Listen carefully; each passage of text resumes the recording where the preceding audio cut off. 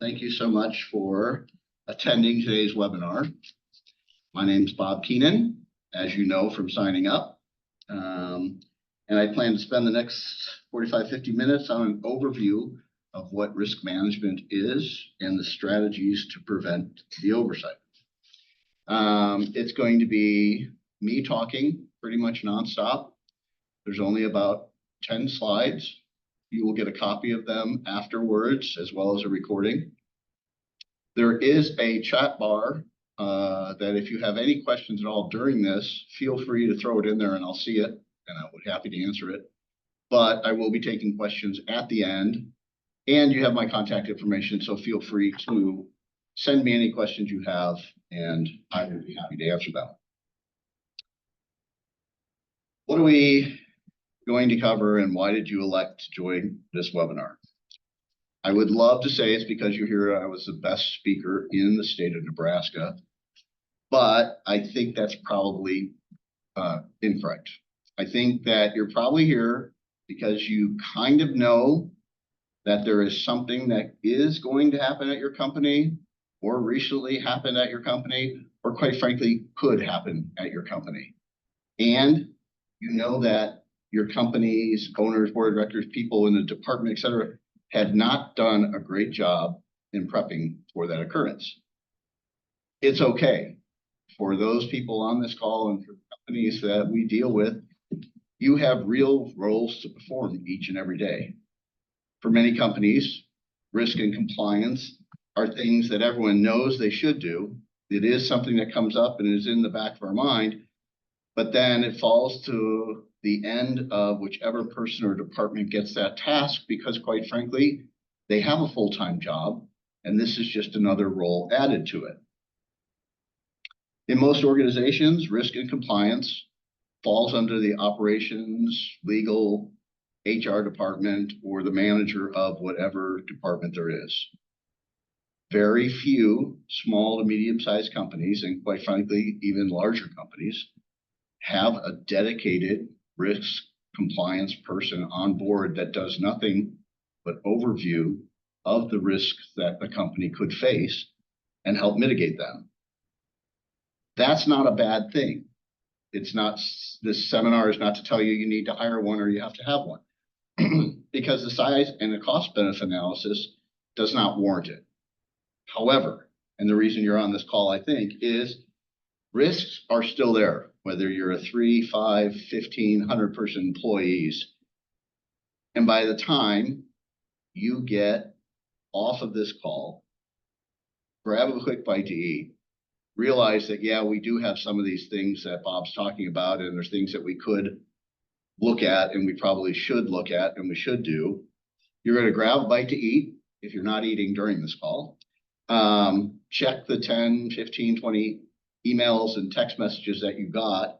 And then literally these ideas or thoughts that we're going to go over and throw out there will fall towards the end of your to-do list.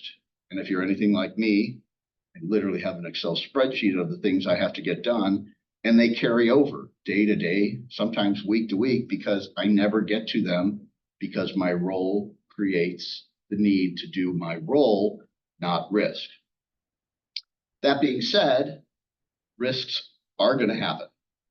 And in every essence of the word, I use the statistic I make up, but 99.9% of people that are robbed or got in a car accident or fell down the stairs or whatever, we're not planning on that happening to them.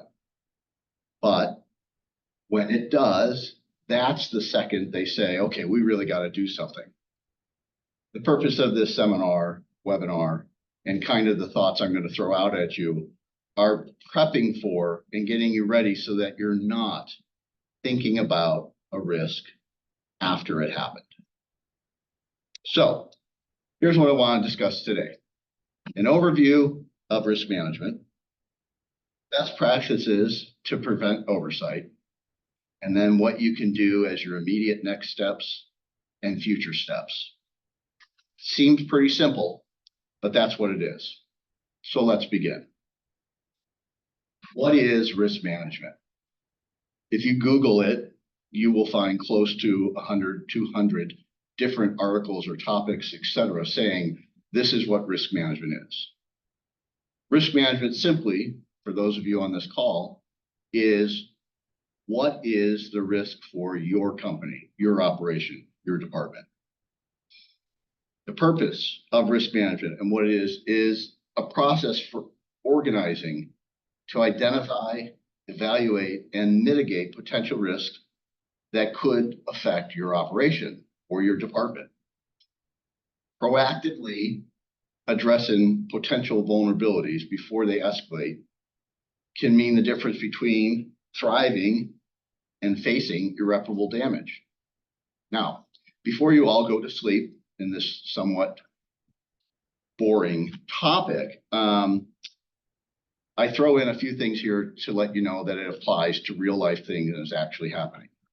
So the NTSB recently, the National Transportation Safety Board, found that from 2005 until 2005 to 2021, each and every year, the annual report on the structural safety of the bridge that collapsed in March in Pennsylvania increased and deteriorated every year for 16 years in a row. So the group that came in and did the structural integrity of the bridge and what it was, each year said, this is getting worse. This has deteriorated from 10% to 12%. This is now at 20%. This section is worse, etc. What they didn't find was a report or anything from anyone that said, okay, Tom, and I make the name up, it's not who it was, hey, we need $100, $200 million to make repairs.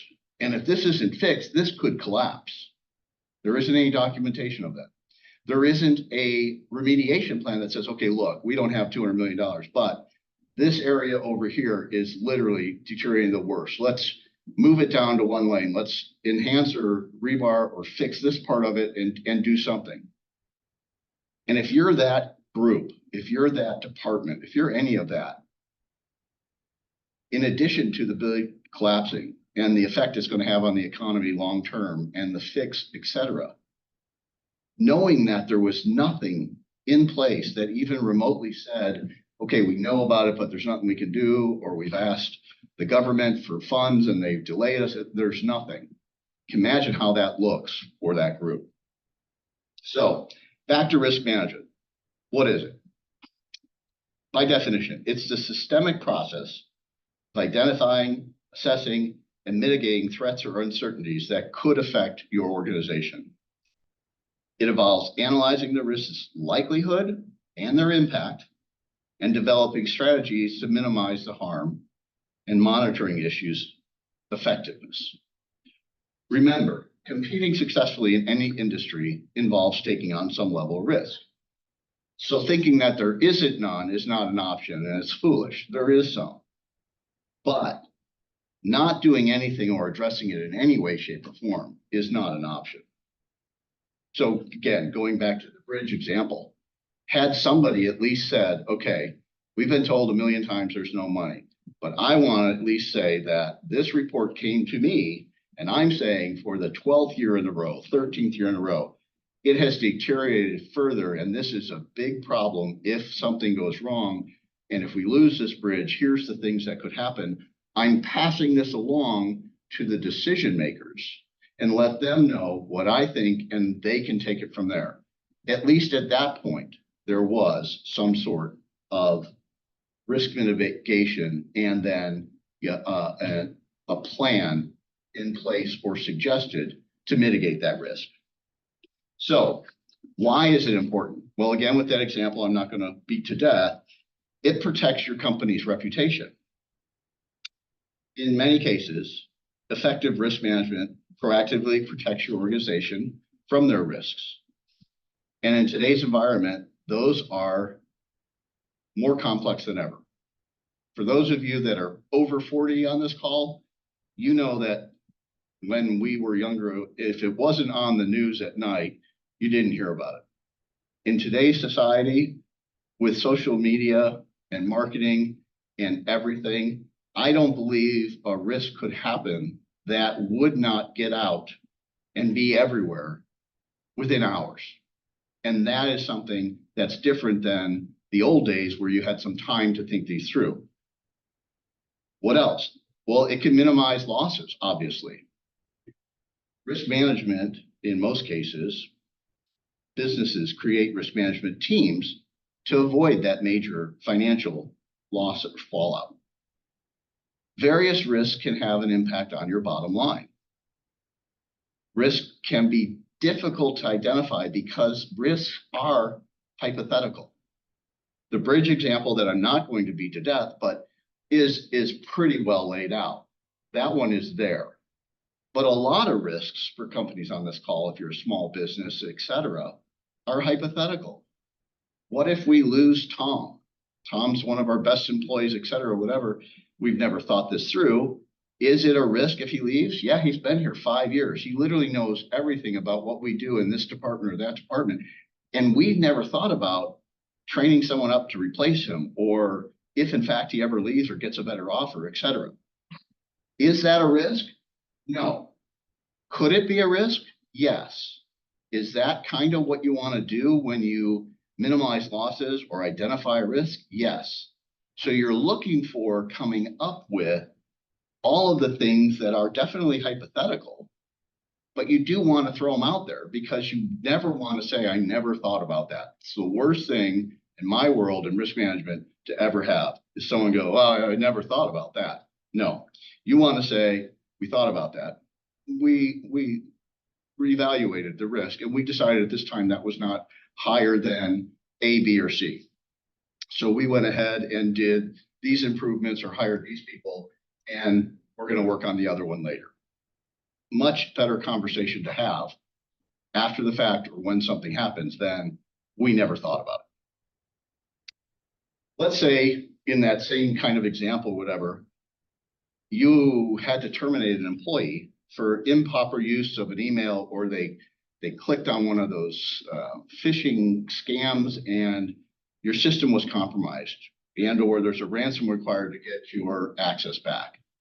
It's very real these days. It's not something that was 10 years ago, wow, this could happen. It's very real. Your insurance makes a claim, or you have to tell 50 of your employees that currently we're not up and operating because our data has been compromised because Sally went ahead and clicked on this thing and she shouldn't have. The two scenarios in minimizing losses, et cetera, are one, we unfortunately had to terminate Sally because we have a policy in place that says we do not allow that. And if you have any questions about stuff, you go to our tech department. Two, we have training videos and everyone has to go through them twice a year, quarterly. And three, they all sign and say they understand and won't do it, et cetera. And they know that termination is on the line. If they were to do it, we take it that seriously. And we terminated Sally. That conversation with one of you on this phone that I would have to have is a lot easier when they say, okay, well, yeah, things can't happen, but I don't know there was much more you could do. Versus, okay, we never even thought about that, but we're going to start covering this with all of our employees, et cetera. You can't minimize that loss. That's a huge problem.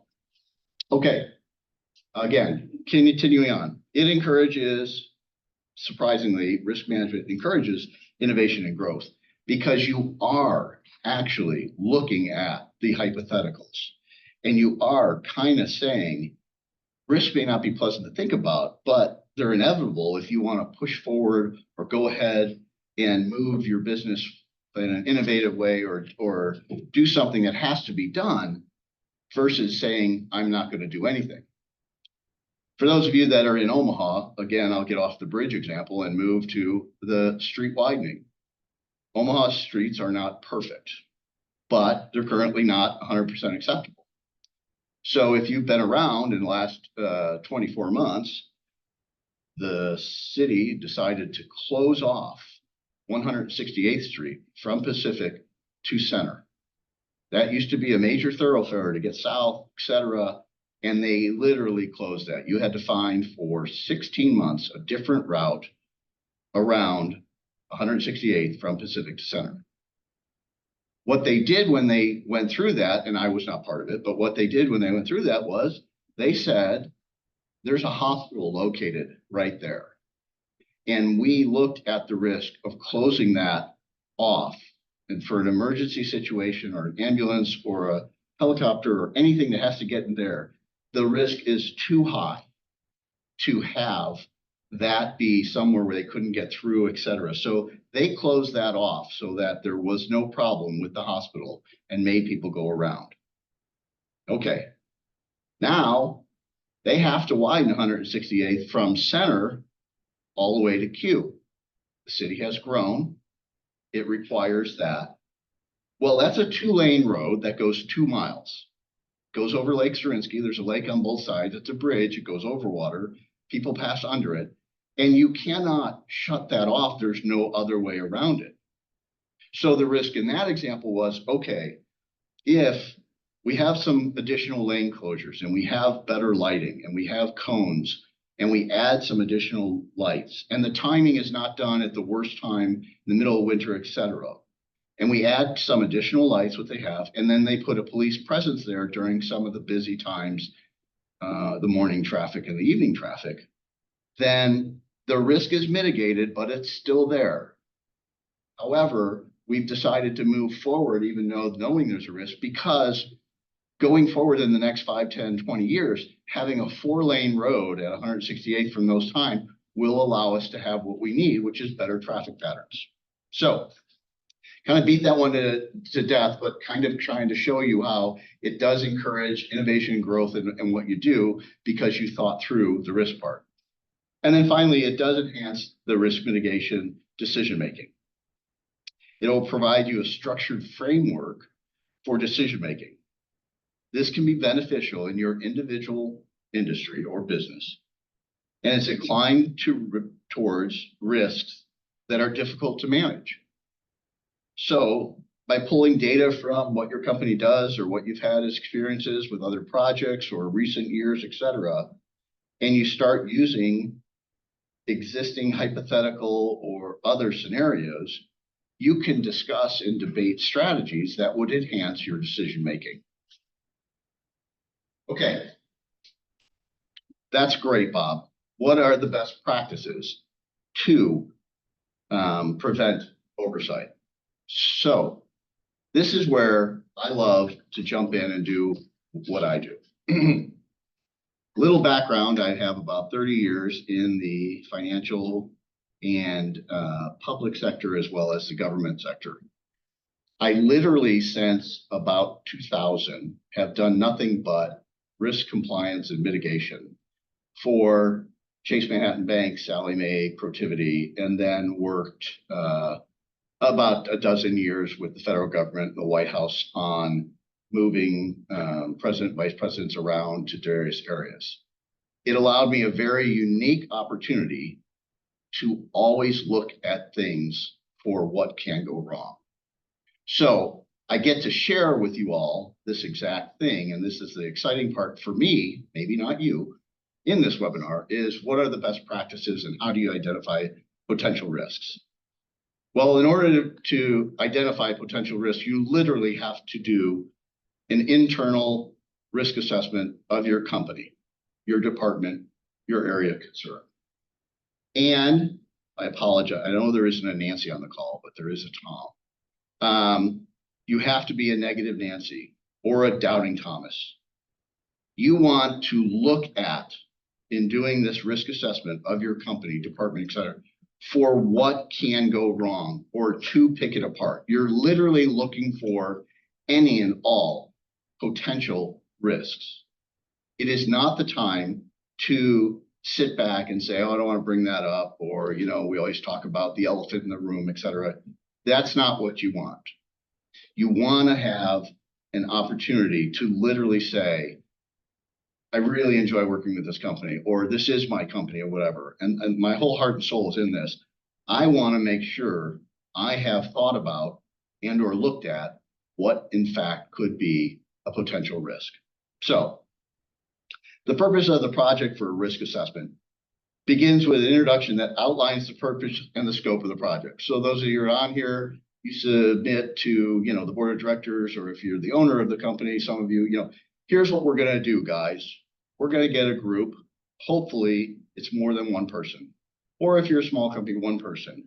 And we're going to say the overview of this person's risk assessment is to do what we just talked about. We want to find anything. And you guys are all authorized, and I'm encouraging you to talk to Debbie or Tom or Bob or whoever, and let's get everything out there.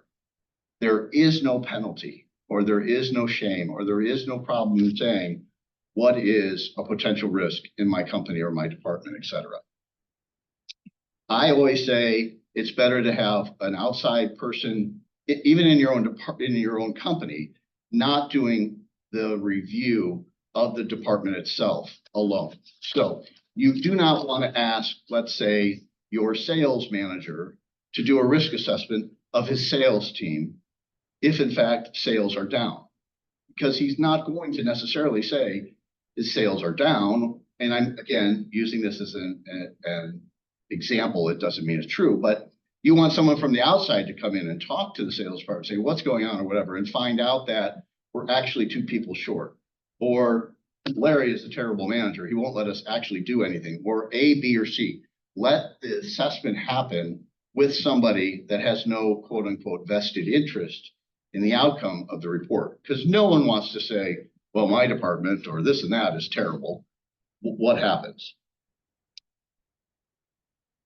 The story of me starting with Lutz is worth 2 minutes of your time. This is where you can grab a drink or eat a snack. But prior to being hired by Lutz, I was introduced to some of the shareholders who said, yeah, I understand you do risk assessments.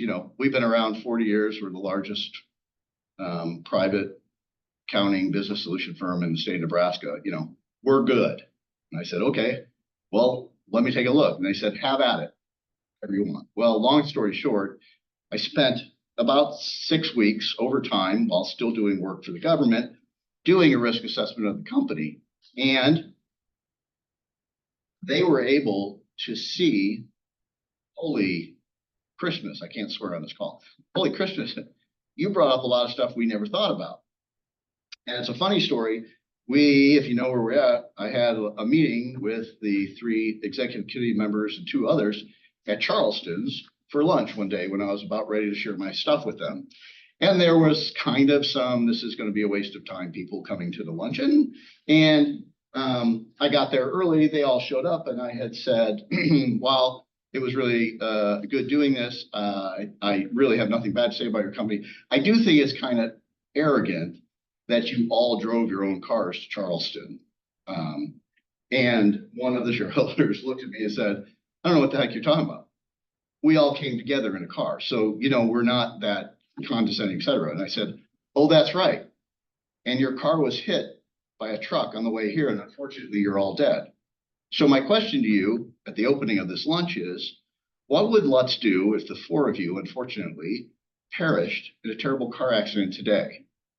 And I can't say what they said out loud, but they went, oh, crap. We've always said, what are we going to do? We've always said we should have a plan. We always said this or that, but we've never really thought it all the way through. So that kind of got their attention, and they started thinking through, well, we really do need this. We came up with a lot of stuff, and if I have time, I'll be happy to share them with you. But even a company that's been around 40 years and has some of the smartest people I've ever worked with over the last 5 years, same thing. They never took the time to do an assessment of themselves. Therefore, they were always just responding to issues that happened. Okay. The first thing you want to do is perform a risk assessment, as I said, company level. I would start at the top, similar to what I just did. Who runs the company? What happens if Tom leaves? How is the board or the owners or the manager of the department running? What's good about that? Then get down to the department level. Okay, we have 4 departments. We have 6 departments. Each one of these do a separate thing. What do they do? What are they supposed to do? What are they not doing? And this is really where you get into that whole elephant in the room thing where no one really says that Larry has not, he's been there 5 years. Larry has never, ever addressed the fact that we never do A, B, or C. Those have to get out there. And when you talk to Larry, you'll find that Larry will say, the funny thing is everyone always doesn't think I do this. Well, here's the deal.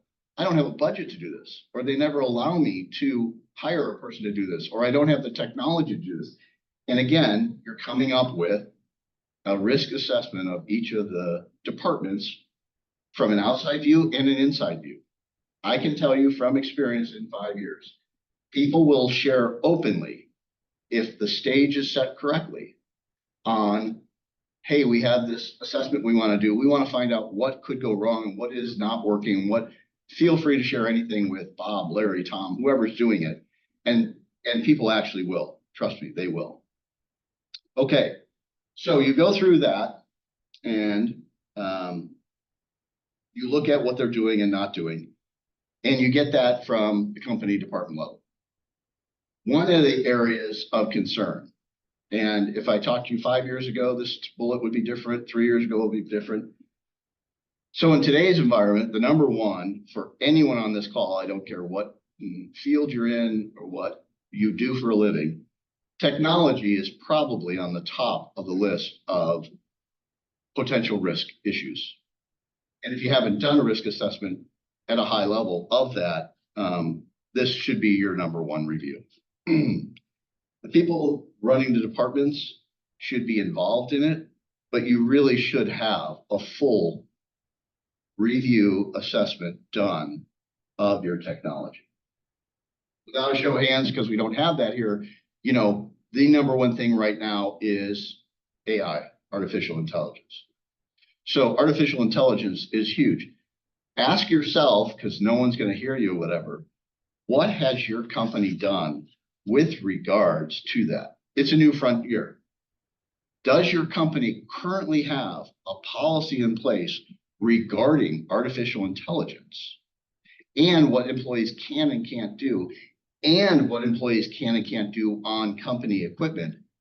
And finally, do you know enough about artificial intelligence and how it works that any and all data that you share, it keeps?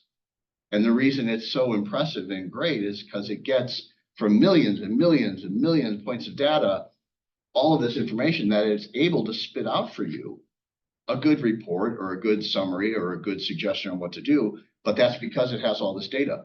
Are you aware your employees may be using this to draft, suggested proposals, or HR is using it to draft a letter that they're going to put someone on a written warning, et cetera?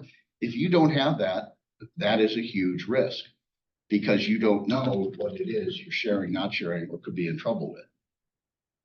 Other areas, you have COVID threw a lot of us for a loop. Regardless your thoughts on it, it turned everything upside down. Did or does your company have a business continuity plan? i.e., we're in Nebraska. If there's a tornado or something happens and lightning strikes and your building's out, do you have a business continuity plan in which you can operate tomorrow from somewhere else? If not, that's a risk. You need to look at it. Disaster recovery, even bigger. The building is taken out. You no longer have the building. What do you do if you no longer have the building you work in and you have no plan in place to do that? Again, another risk. It's something to list on a piece of paper. It's an area of concern. You want to make sure you look at them, you list them, and then you assess them. So I've rambled for a very long time. Hopefully this is making sense. The bottom half of this slide is, okay, Bob, great. We did that. We sent it out. We created this deal. Now, what does this mean? What are you telling me? How does this? Okay. The identifying of potential risks, my best analogy is, it's literally like going to your annual doctor's visit, okay? You go in and he or she says, hey, it's time. I want to do some blood work, a urine sample, and I want to run some tests, and I want to do all this. And you're whatever, okay? And you go to the lab and they take all the blood and all that kind of stuff and you wait around. Well, in that time, you have gotten, quote unquote, a health risk assessment. They've gone through and they've looked at and they've told you now, your blood count's good. We think this is good. We think this is, you're a little deficient in, this vitamin. We want you to start taking this supplement, etc. And then down the road, there might be, and hey, we want to keep a lookout, this and this and this, have us concerned. Nothing we need to do about it now. But, let's check it next year again, or maybe we'll have you do a stress test, etc. And you leave with the top part of the slide, which is I've identified all of the potential risks in my health. I feel good that at least I now have this list. Okay. So now you assess the potential risks, and an assessment of the areas of concerns. You create a report that lists everything that you did to get identifying potential lists. It's one page, it's down a list, and it literally says, here is everything we, a team, have come up with that is a risk that we believe faces this company. And you can categorize them by department, location, etc. And it needs to be shared with then the decision makers. So the last time I'll mention it, you go back to the bridge example. These people could list, doing an assessment, all of these things, and then share it with the powers to be that make decisions on what we want to do with the bridge. But they've identified the potential risks, okay? And now that they're there, we have, how is it that we can prevent oversight? What do we do for that? Well, there, you now have determined in a list all of this. And if it's a group, trust me, you may not agree on what the top risk is, but I guarantee you the top three will all be the same among 2 or 3 or 4 people, because you'll all see that is the thing that is very important, something we have to look at, whatever. Now, determining the likelihood of occurrence and determining the effort to correct. This, I came up with a PhD level manner to do this. And I say that jokingly to see if anyone's still awake, but literally, you want to create the first column in your report as here are all the risks, okay? And then you want to say, I believe literally high, medium, or low. Don't get into 1 to 10. Don't get into, X, Y, or Z. High, medium, or low. What is the risk level of that first thing? So the first thing could be your CEO or your president or your best salesperson leaves. Okay, that risk level I would put as high. Your next category in your spreadsheet literally should be the likelihood of a recurrence. Okay, if Tom leaves, our sales go 0, or we lose our CFO, what are we going to do or whatever? Okay, so the risk level is high if you lose a key player or a key client, etc. So now you're at the likelihood of occurrence. So you have a high risk level if you lose this person. What is the likelihood of occurrence? Well, Bob owns the company, so I'm pretty sure he's not going to leave. So the likelihood of that occurrence is going to be low. Tom is a great salesman. Everyone in the world is after him. He gets offers all the time. Well, I would rate that likelihood of occurrence as pretty high. So you have a high likelihood of occurrence with a high risk. So that's 2 highs. You guys are all smart enough to know the last one. What's the effort to correct? Well, if it's impossible to correct, Tom is leaving. He told us he's moving to Florida. There's nothing we can do to stop him. He's getting married or whatever. Then the effort to correct is difficult. There's really nothing you can do. You're going to lose him. So you better have a plan in place. Okay, he's leaving for $5,000 more. Moderate, guys, let's look at it. Is it worth, we'll spend $5,000 in employee, trying to hire people, getting them to come back in, etc., interviewing, the lost revenue, that's moderate. It's simple to fix or easy. So this is the part where I try to take the unease people have in listening to webinars or unease people have when we talk about risk, etc., and say that you literally can get this down to a very simple high, medium, low chart. that you can present to any group of individuals, each of the departments, et cetera, and just say, it is our opinion, here are the risks. It is our opinion that we've ranked them high, medium, or low. And then we went ahead and ranked next to them the likelihood of occurrence, and then what we believe the effort to correct. And you hand it to this group, whoever it is, the shareholders, board of directors, if it's the department head, the department leader, et cetera, and you let them look at it. And then that is their time to go ahead and determine the likelihood of occurrence. I just talked to Tom. Tom is not leaving. He's actually, he's being promoted. He's going to stay, et cetera. And you now identified a risk. You've ranked it high, medium, low, and likelihood of occurrence. And you now have an effort to correct that you've already identified and done. This allows you the opportunity to have that doctor's review of, okay, I had a checkup, I've done this, I feel good, here's where we're at. And it's the opportunity that you guys get to say, okay, this is what we found, and this is the likelihood of the occurrence. What are we going to do? There is when you get to set up and put together an effort to correct or fix or consider all the things that you have to do in the next immediate 2-3 months, this calendar year, or the next 18 to 24 months. So that's a lot. It thrown out there, again, questions at the end, and I have that to you. Going back to your doctor's visit, at this point now you have the doctor telling you that, okay, this test came back and this is not necessarily good. You have a history of A, B, or C in your family. You're now at the age where we like to think that this is a little bit more concerning, et cetera.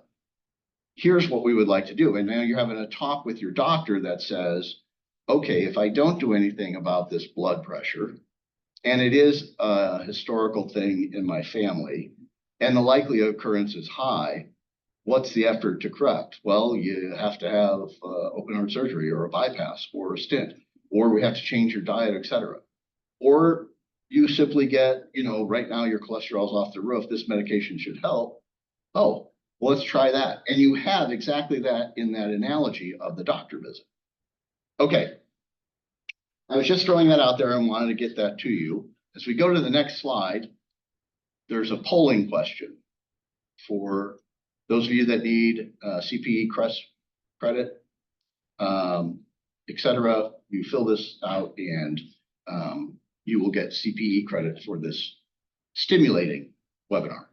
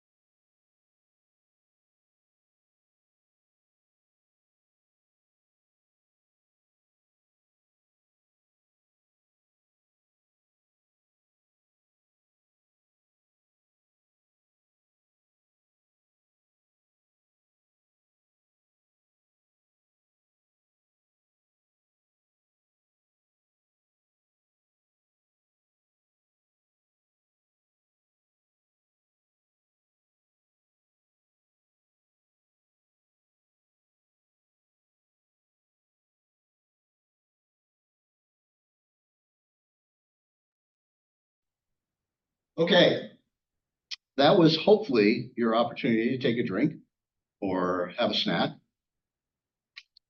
or look at the clock and realize you only have to deal with me for another 10, 15 minutes. But I wanted to get to what I do, what I recommend, the next thing you do. And this is the strategy section of how to prevent oversight. So now you have from that high, medium, low chart, which you did all that, a report. And this report is what you would present to the stakeholders or the department heads, et cetera.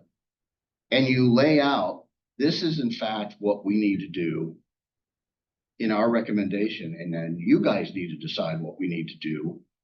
And I've seen companies where I've said, well, put a fourth column next to these three columns and put a estimated due date so that you can say, okay, we're going to tackle this one in the next 6 months, this one in calendar year 25, et cetera, and put it out there. It also allows you to say, okay, we have a high risk. It's our number 1, 2, or 3 risk. And the likelihood of occurrence is high or medium, okay? We need to remediate these things immediately. And whether or not the outcome is what we want, we at least tackled the problem. We at least jumped on it and said, we need to remediate this. We need to fix this. Therefore, what is our plan? How are we going to do it? In that same vein, you have the medium and low risk, in which you say, we're going to run out of space in this current building and we're growing and we need space, et cetera. Okay, it's a real risk. The likelihood of occurrence can also be, high or medium, et cetera. But you can schedule and say, okay, you know what, we'll look for new property, or we'll look to open a second office, or, people can remote that don't have to be here all the time, et cetera. You can schedule out your medium and low risks with the decision making so that you can have what I call peace of mind at night, that I have a list of everything that could be risks to my company or my department, et cetera. And I now have a strategy to prevent not knowing about them, the oversight. And quite frankly, I now have an implementation plan. Now, the bridge may still collapse, which would be terrible, et cetera. But having these first 3 things done in place will give you peace of mind that there really wasn't anything more we could have done. Could we have immediately found $400 million and repaired the bridge? Yes, but that would have required, shutting down X, Y, and Z. And there's risk and stuff to that. But not having this plan, not having this decision making, not having this laid out is where any shareholder, any client, reputational risk, I can't emphasize enough, is huge. If you found out that our company didn't have A, B, or C in place, you would probably be more upset that we didn't recognize it as a risk or have anything in place to fix it than that it actually happened. So going back to Lutz, because they allow me to talk about the things that we looked at and did, and they weren't big or huge problems, I broke into the company in one of my visits at night, because literally the doors weren't locked. They had a key fob, but when I shook a piece of paper in front of it, it unlocked. So I got into the company and walked around and took photos, et cetera, and showed them, hey, we probably want to get key card access better. High risk. If anyone could do that, anyone could have broken in. Likelihood that it could happen, I marked it as high. I literally took nothing to do. Building's empty, no one's there, and there's 2 floors worth of stuff. To fix, nothing. Remediate would take nothing. We put the sensors back a little bit farther, and then I said, and then we put up cameras. Well, we don't want cameras. Everyone's going to be, worried that we're spying on them, everything else. No, we're going to put cameras on the entrances and the exits and at our elevators and outside in our parking lots. If anything were to go wrong, Reagan's car got broken into, someone fell, someone's car got stolen, we would be able to look at a film and say, and help the police or insurance, et cetera, this is what we have. It didn't take a lot, but it sure as heck gave people peace of mind that we had it. At that same key card access, I decided that we would re-implement key cards, and I made everyone who's been here for forever give me their key card, and I would give them a new one. So I reissued them by number and by person, and then we determined where they needed access.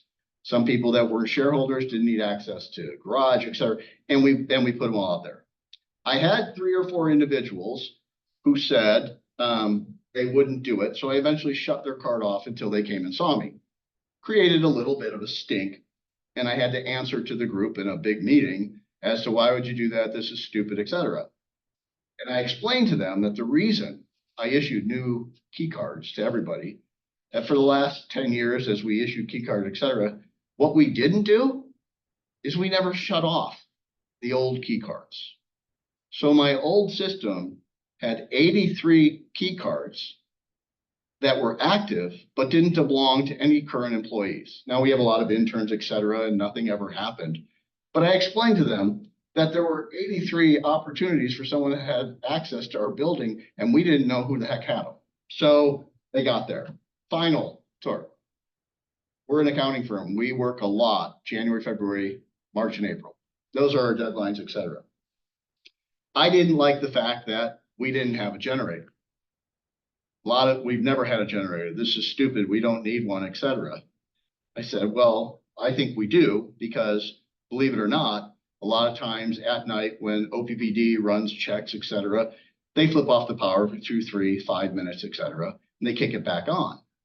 When that happens, all of your systems get shut off. And if any of you on this call ever recall when you got to an office or something and you had to reboot or your system went down, you had to sign back into everything, etc., with 350 people, if that happens during busy season, it's kind of a big deal.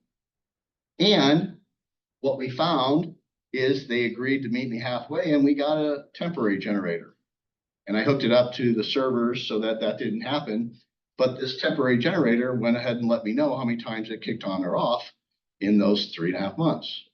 And on average, for the first 2 years that we had a temporary generator, it was about 9 times during that time that we lost power. So when I presented to the board and executive committee and said, okay, so any one of those 9 times in the last couple of years during your busiest time of your year, if we actually lost power, what the heck would we do? Guess what? We have a generator now on site full time that works for that exact reason. So I tell you this because guess what? Every company, including the one I work for, has risk issues and has to always. I am constantly, every year, reevaluating the risk management I did the previous year. I bring in new people, I ask them to help, and we relook at stuff so that we're always trying to prevent any oversight of something that could or couldn't go wrong. So that's what we do. And that's what I suggest you do. Last slide. Ongoing monitor review. A prelude to this slide was I already told you. I continuously do it every single year. I believe every company should do that. Similar to your annual checkup, I would suggest that you do it every year and re-review those things. Some things may no longer become a high priority, they become low, etc. That is what you want to do, is a regular review and a reassessment. And from that, this very long-winded and possibly boring, some of you may be asleep, presentation, obviously, I will take any questions anyone has, but more importantly, if you want to get back to lunch and your emails, etc., there is, in fact, my information from when you signed up, and Reagan is with me here. We'll be sending out a copy of this, as well as an audio of it. And at any time, I offer free of charge. I'll come out to your company and spend 2-3 hours with anyone that you want and go over this in more detail as it relates specifically to you or your company, because it does take more than a 50-minute presentation to kind of get your head wrapped around what could or couldn't go wrong. So with that, I bid you a happy now Wednesday afternoon. And if in fact none of you have any questions you want to put in the chat, I look forward to hearing from you if you have any questions and or seeing some of you in the near future.